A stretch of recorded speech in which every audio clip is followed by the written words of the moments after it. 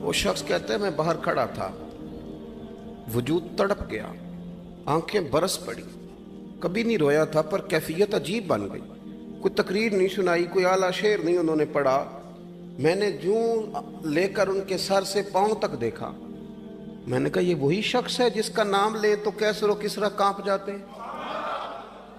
یہ وہی شخص ہے۔ میں نے جمعے میں کہا تھا کہ روب کپڑوں کا نہیں ہوتا، روب تو دیانتداری کا ہوتا ہے۔ ہاں ہاں، بڑا مال کما کے لوگوں نے بنائی ہوتی ہے، کار کوٹھی تو بندے کھڑے ہو کے کہہ دیتے ہیں 2 نمبر طریقے سے آیا ہے،